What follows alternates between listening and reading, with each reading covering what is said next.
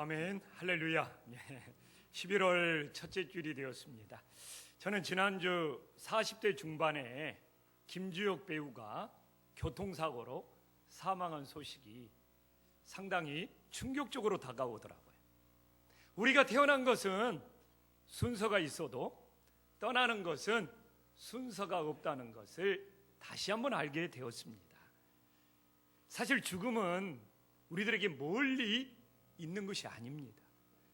그러므로 우리는 언제든지 떠날 준비를 하면서 오직 믿음으로 살아갈 수 있는 하나님의 자녀들이 될 수 있기를 간절히 소망합니다. 오늘 본문에서도 죽었다는 이야기가 나옵니다. 아브라함의 아버지 데라, 그가 205세를 살다가 죽었다는 이야기가 나옵니다. 100세를 살았느냐 200세를 살았느냐가 중요한 것이 아니라 우리 인생은 한 번은 반드시 이 세상을 떠나야 한다는 것이 더 중요한 것이죠. 아버지의 죽을 뿐만 아니라 아버지보다도 그의 아들 하란은 더 일찍 죽었다는 이야기까지도 나오고 있습니다. 저는 오늘 이 말씀을 통하여 아버지 데라의 죽음이 아브라함과 어떤 관련이 있는지를 깨닫고 우리들의 삶에 적용해 볼 수 있는 소중한 은혜의 시간이 될 수 있기를 간절히 소망합니다. 오늘 본문을 보면 31절에 아버지 데라가 그의 아들 아브라함과 가족들을 데리고 갈대아 우르를 떠나 가나안 땅으로 가려다가 하란에 머문 것으로 나옵니다. 우리는 32절을 보면서 하란에서 아브라함이 떠났는데 그 떠날 때가 아버지 데라가 205세를 살다가 죽었을 때 아브라함이 하란을 떠났다고 생각을 합니다. 왜 그러느냐? 이렇게 32절이 나온 다음에 그 다음에 창세기 12장 1절에 가서 하나님의 아브라함에게 너희 고향 친척 너희 고향과 친척과 아비의 집을 떠나라고 나오기 때문입니다. 그래서 저도 지금까지 성경을 수십 번 읽었지만 아브라함은 아버지 데라가 죽은 다음에 그 다음에 하란을 떠나서 가나안 땅으로 갔을 거라고 조금도 의심 없이 그렇게 생각하고 믿어왔습니다. 그러다 보니까 처음에 성경 읽을 때는 아브라함의 순종의 믿음이 대단한 믿음으로 느껴지지 않는 거예요. 아버지가 죽어서 떠났는데 뭐 그거 떠날 수 있는 거지. 그것이 무슨 순종의 믿음이라고 아브라함을 그렇게 받드는가, 조금 의아하기도 솔직히 했습니다. 그런데 최근에 성경을 다시 읽으면서 창세기를 읽으면서 제가 굉장히 지금까지 잘못 알고 있는 오류에 빠졌다는 것을 깨닫게 되었습니다. 그래서 성경 말씀을 바로잡고 바르게 깨달아야지만이 아브라함의 믿음을 온전히 이해할 수 있다는 것을 알게 되었습니다. 우리는 아브라함이 언제 하란을 떠났는지 그 진실을 찾아야 됩니다. 아버지 데라가 아브라함을 몇 세에 낳았습니까? 오늘 26절에 보면 70세에 아버지 데라는 아브라함을 낳았습니다. 그러면 아브라함이 하란 땅을 떠날 때의 나이가 몇 세입니까? 75세라고 창세기 12장 4절에 나와 있습니다. 아브라함이 태어날 때 데라의 아버지가 70세. 그리고 아브라함이 하란을 떠날 때가 75세가 되니까 그 당시 아브라함의 아버지 데라의 나이는 몇 세가 되어야 되는 거예요? 모르겠어요. 산수 잘하시면 다 아는데 145세인 거예요.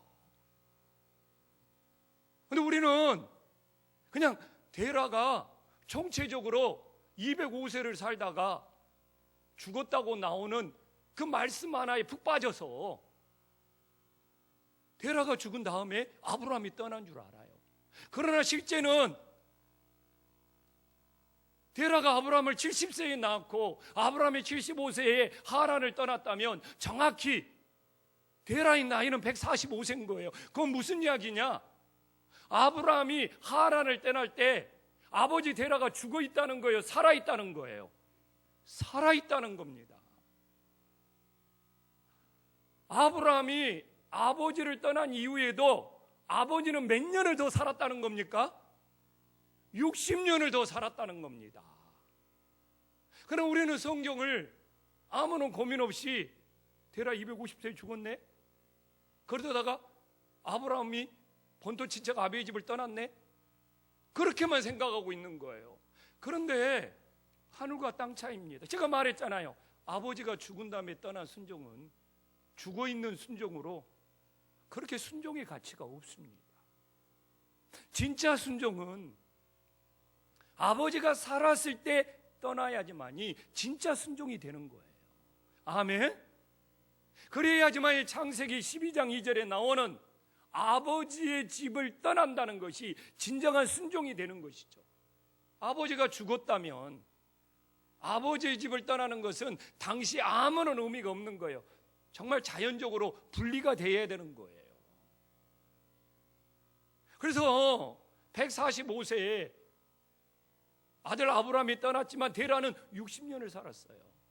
따져보면 아브라함이 이삭을 낳고 이삭의 나이가 35세가 될 때까지 할아버지 데라는 살았다는 거예요. 어렵지 않게 알 수 있습니다. 아브라함이 75세에 떠나서 100세에 이삭을 낳았으니까 25년이잖아요.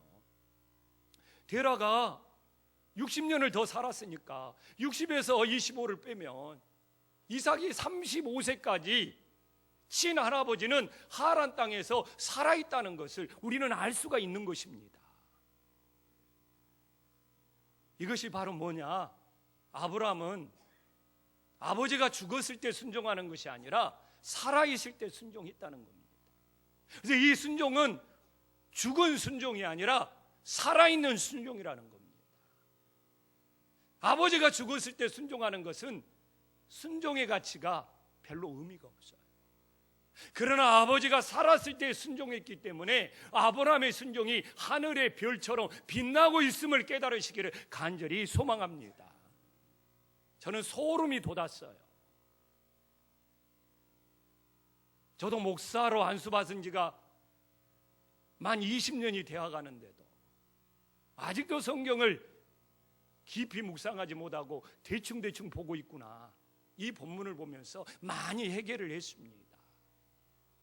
정말 우리도 아브라함의 믿음을 본받아서 죽어있는 순종이 아니라 우리 모두 살아있는 순종이 될 수 있기를 간절히 소망합니다.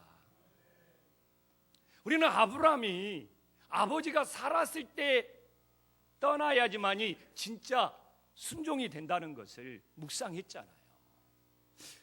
그런데 오늘 아브라함이 가나안 땅에 가서 창세기 12장 10절에 보면 정말 당시에 심한 대기근이 생겼습니다. 이것이 아브라함에게 닥친 엄청난 유혹이에요. 아버지 하란과 형제 나홀은 하란 땅에서 기근 없이 너무 잘 살고 있었어요.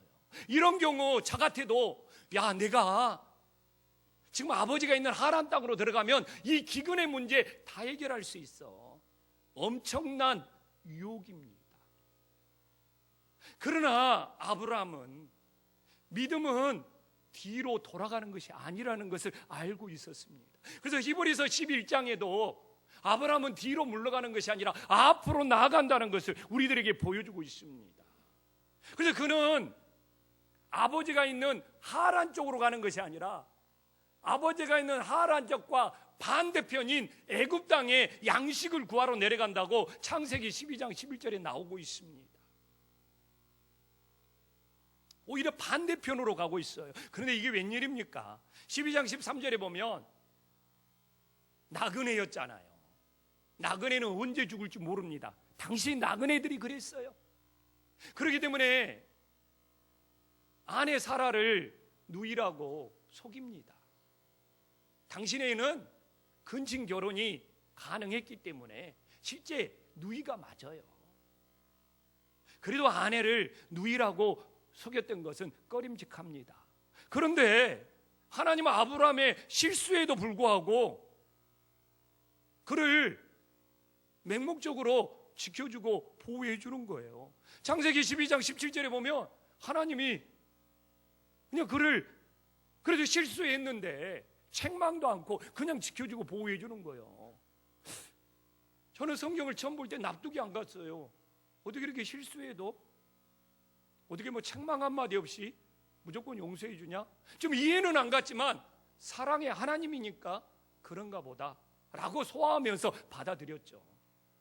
그러나 이제는 아니에요. 아버지 하란이 지금 살아있단 말입니다.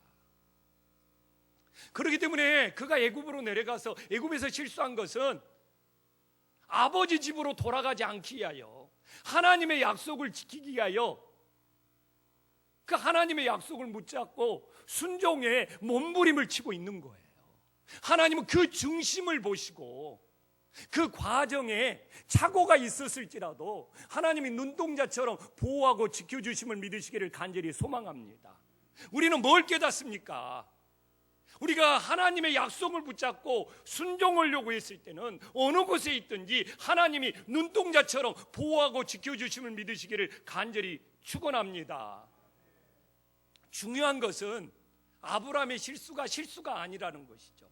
그 실수는 더 큰 하나님께 순종하고 싶어서, 하나님의 약속을 포기하고 싶지 않아서, 다시는 아버지 집으로 돌아가고 싶지 않아서 그런 몸부림 속에 생긴 하나의 과정이었다는 것이죠. 그러나 우리는 이 아브라함이 하나님의 약속을 붙잡기 위하여, 아버지 집에 돌아가지 않기 위하여 이 기근 땅에 하란 쪽이 아니라, 아버지가 있는 하란 쪽이 아니라 반대편으로 갔다는 것을 모르면, 아브라함이 외국에 내려가서 아내를 누이라고 속였어, 아브라함 실수했네, 넘어졌는데, 이렇게 한쪽만 보면서 성경을 오해할 수 있다는 것입니다. 그러나 이것은 아브라함이 아버지가 있는 하란 땅으로 돌아가지 않기 위한, 끝까지 믿음을 지키면서 하나님의 약속을 붙잡기 위한 몸부림이었기 때문에 하나님의 그 중심을 보시고 그를 눈동자처럼 보호하고 지키시고 있음을 우리들이 깨닫고, 이 시대에도 중요한 것은 세상에 어떤 유혹이 밀려올지라도 하나님의 약속의 말씀을 붙잡고 순종할 수 있는 믿음의 자녀들이 될 수 있기를 간절히 소망합니다. 우리는 중요한 숙제를 하나 풀었습니다. 아브라함은 분명히 아버지가 죽었을 때 떠난 것이 아니라 아버지가 살아있을 때 떠났다는 것을 이제 우리는 분명히 말씀을 통해서 알 수 있습니다. 근데 또 하나 숙제가 나옵니다. 오늘 우리는 31절을 보면서, 그러면 도대체 갈대아 우르를 떠날 때 아버지 데라가 하나님의 말씀을 듣고 떠났느냐, 아브라함이 하나님의 말씀을 듣고 갈대아 우르를 떠났느냐? 우리는 모두 다 갈대아 우르를 떠날 때 아브라함이 하나님의 말씀을 떠났다고 조금도 의심 없이 믿어왔는데, 오늘 31절에 보면 아버지 데라가 갈대아 우르를 떠나서 이미 가나안 땅으로 가려고 하다가 하란에서 머물고 있는 것으로 너무 분명히 나오고 있습니다. 우리는 이 숙제를 풀어야 합니다. 우리는 어떻게 받아들여야 됩니까? 사실 어렵지 않아요. 아브라함이 떠나라는 명령을 2번 받은 거예요. 한 번은 이 메소포타미아 갈대아 우르에서 하나님을 떠나라는 명령을 받았고, 또 한 번은 하란에서 머물고 있을 때, 오늘 창세기 12장 1절처럼 또 한 번 하란 땅을 떠나라는 2번의 명령을 받았음을 우리는 알 수 있습니다. 우리는 성경을 보다가 고민합니다. 옥합을 깨트려서 예수님께 부은 사람이 누구냐고 헷갈려 합니다. 그러나 2번 있는 거예요. 공생애를 시작할 때는 7 귀신 들린 막달라 마리아가 하나님의 고쳐주신 사랑에 감동하여 옥합을 깨뜨려서 한 번 부어드렸고, 또 공생의 말기에는 또 한 번 나사로의 누이, 그 마리아가 옥합을 깨뜨려서 예수님께 부어드린 거예요. 똑같습니다. 아브라함의 명령을 2번 받았어요. 한 번은 메소포타미아 갈대아 우르에서 하나님이 영광까지 보여주면서 아브라함의 가정을 불러냈죠. 근데 차이가 있습니다. 첫 번째 부름에는 아버지 집을 떠나라는 말이 없었기 때문에 아버지 가정이 다 함께 떠난 거예요. 2번째 명령을 할 때 도저히 그 가정 전체가 떠나는 것이 안 될 것 같아서 2번째 명령 때는 아브라함에게 이제는 아버지 집까지 떠나라고 말씀하시는 것이죠. 성경적인 근거가 있어야 될 거 아닙니까? 스데반이 우리들에게 분명히 말씀해주고 있습니다. 우리 조상 아브라함이 하란에 있기 전에 메소포타미아에 있을 때 영광의 하나님이 보여. 그러니까 갈대아 우르에서는 직접 영광의 하나님이 나타나신 거예요. 그리고 봐보십시오. 사도행전 7장 3절에 아버지 집을 떠나란 말은 안 나옵니다. 그냥 고향과 친척을 떠나라는 거예요. 이 1차 명령에서는 아버지와 그 형제들이 다 함께 떠난 것입니다. 근데 그 당시는 가부장 사이에 있어요. 아브라함이 하나님의 명령을 받고 떠났을지라도 그 당시는 아버지 데라가 그 가정 전체를 대표하는 사람이었어요. 그래서 그 가정을 전체 대표하는 아버지 데라의 이름이 31절에 나와서 그렇게 데라가 떠났다고 나올 수밖에 없는 거예요. 그리고 나서 2차 명령 때 그 아버지 데라의 모습과 형제 나홀의 모습을 보면서 하나님은 이제는 아버지 집까지 떠나라고 아브라함을 2번째로 부르고 있음을 우리가 알 수 있습니다.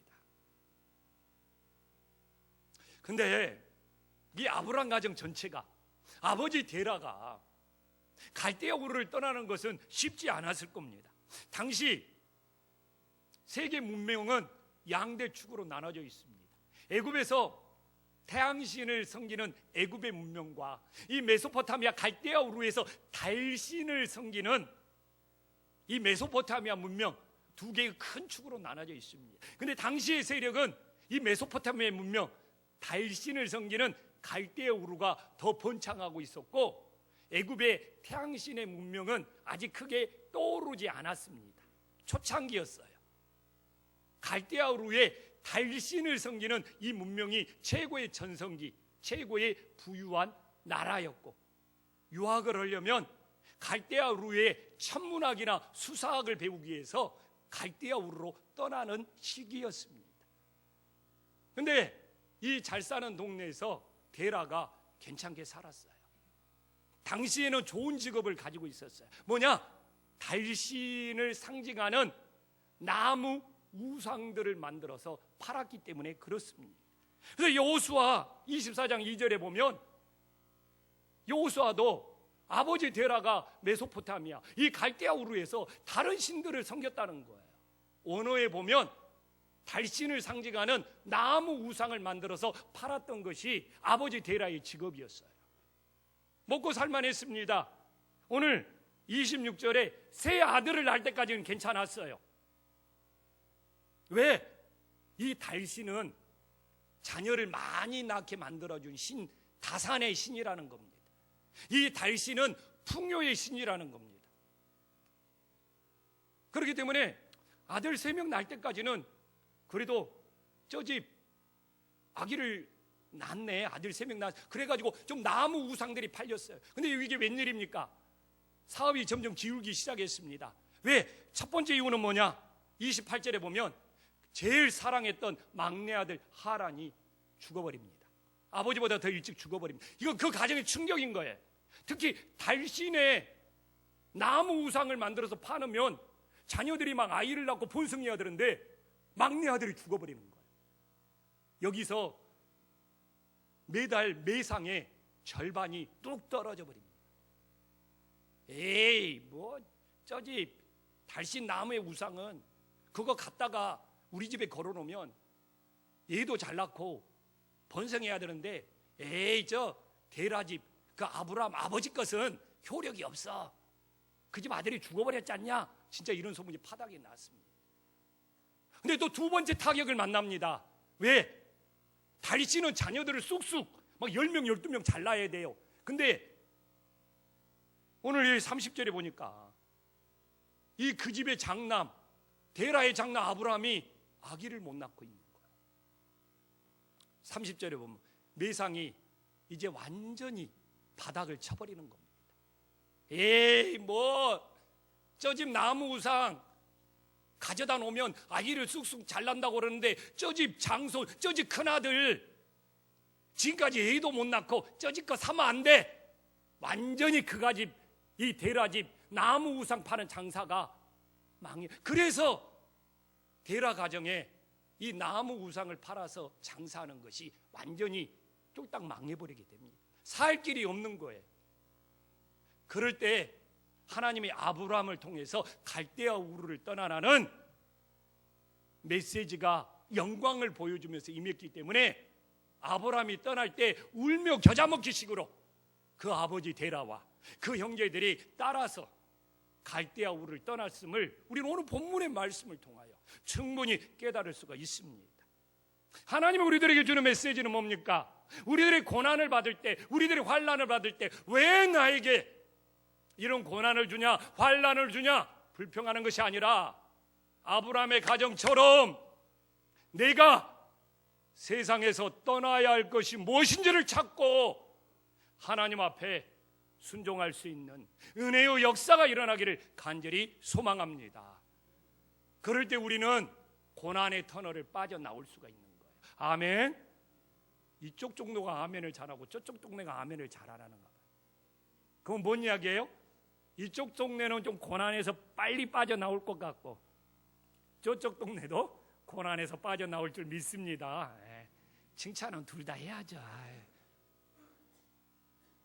저에게도 목회를 하면서 어려움이 생길 수도 있고 또 내 육체에 고난이 생길 수도 있는 거예요.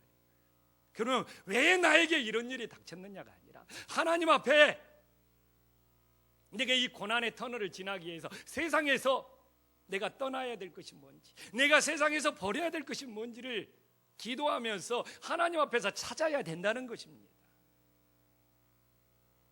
그럴 때 하나님께서 우리들에게 세계를 열어주시는 은혜의 역사가 있음을 믿으시기를 간절히 소망합니다.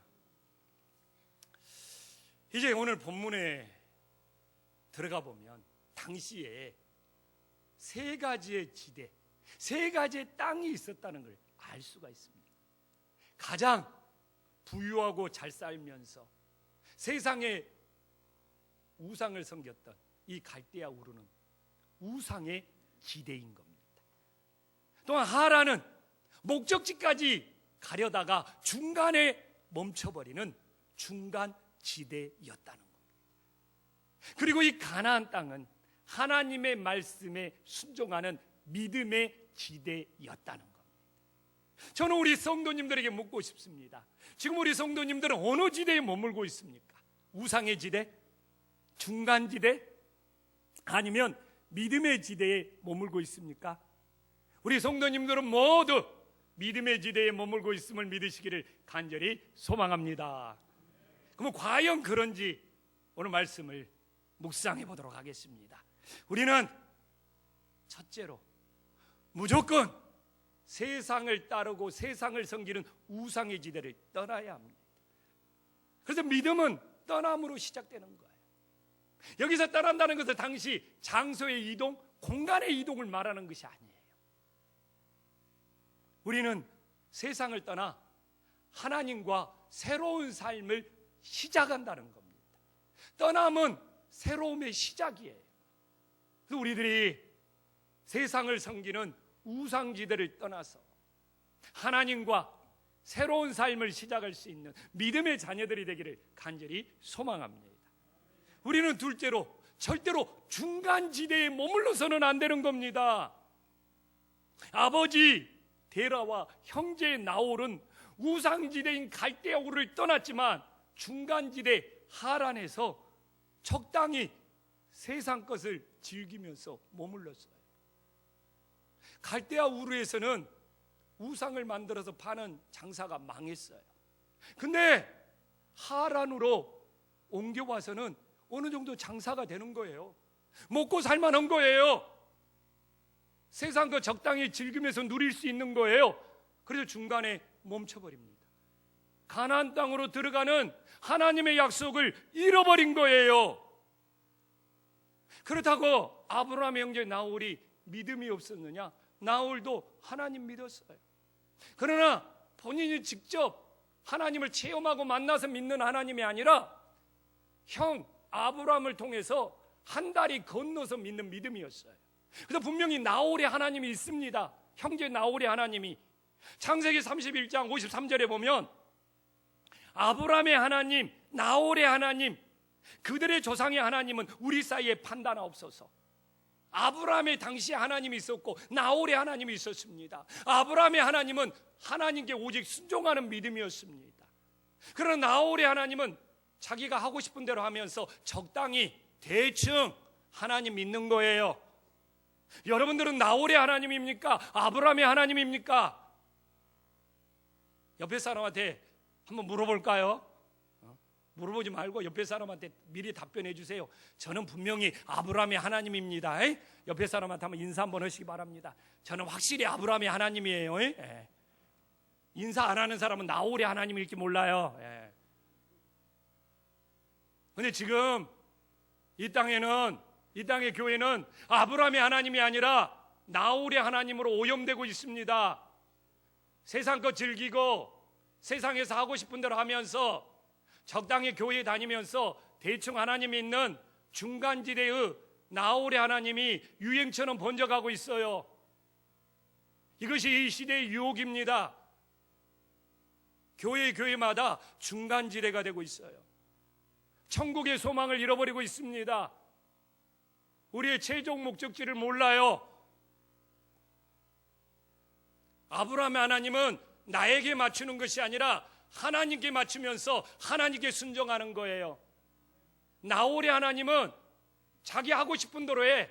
자신에게 맞춰라는 거예요. 그러면서 하나님을 이용해 먹습니다. 저는 이 땅에 교회가 세습하는 거 나홀의 하나님, 중간지대의 하나님입니다. 교회는 사유화할 수 없어요. 우리 성도님들이 교회 다니면서 세상에서 어느 정도는 즐겨야지 그러면서 교회를 나오고 있다면, 바쁘면 안 나오고 일 없으면 교회 나오고 이렇게 적당히 믿는 믿음이라면 죄송스럽지만 중간지대의 믿음이죠. 나홀의 하나님입니다. 우리는 이 중간지대에 머물러 버리는 나홀의 하나님이 아니라 약속의 땅으로 나아갈 수 있는 믿음의 자녀들이 될 수 있기를 간절히 소망합니다. 이제 우리는 하나님께 순종하는 믿음의 지대가 반드시 되어야 합니다.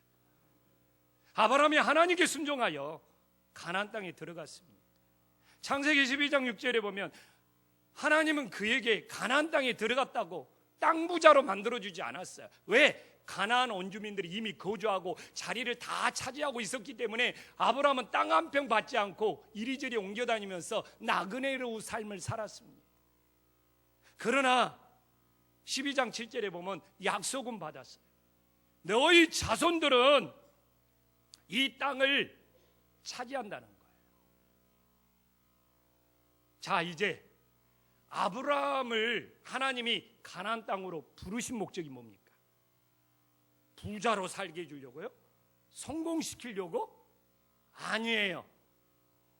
아브라함을 가나안 땅으로 부르시는 가장 중요한 이유는 가나안 땅을 믿음의 땅, 믿음의 지대로 만들고 싶었던 거예요. 다른 것들은 있어도 그만, 없어도 그만인 거예요. 만약 우리들이 오늘도 교회에 나오는 것이 세상에서 부자로 살고 성공하고 출세하려고 하면 여러분의 신앙은 중간지대 나홀의 하나님이라니까요. 오늘도 우리들이 교회에 나온 것은 내가 살고 내가 머무는 곳을 순종함으로 믿음의 땅, 믿음의 지대로 만드는 것이 우리 최고의 신앙의 목적이 될 수 있기를 간절히 소망합니다. 여러분, 아브라함이 가나안 땅에 들어가서 가나안 땅에서 그 땅을 믿음의 지대로 만들지 못하면 무슨 의미가 있겠습니까? 그래서 아브라함이 가나안 땅에서 순종의 씨앗을 심습니다. 그 순종의 씨앗이 싹이 나서 오늘 창세기 12장 7절처럼 그 자손들이 출애굽하여 가나안 땅을 차지함으로 그 가나안 땅을 결국 믿음의 지대로 만들어내는 거예요. 이제 저는 우리 성도님들에게 묻고 싶습니다. 우리 성도님들이 지금 머물고 있는 것이 세상을 따라가는 우상지대입니까? 아니면 하나님 대충 적당히 내가 하고 싶은 대로 하면서 하나님을 부르는 나홀의 하나님, 그 중간지대에 머물고 있습니까? 목적지를 잃어버린 겁니다.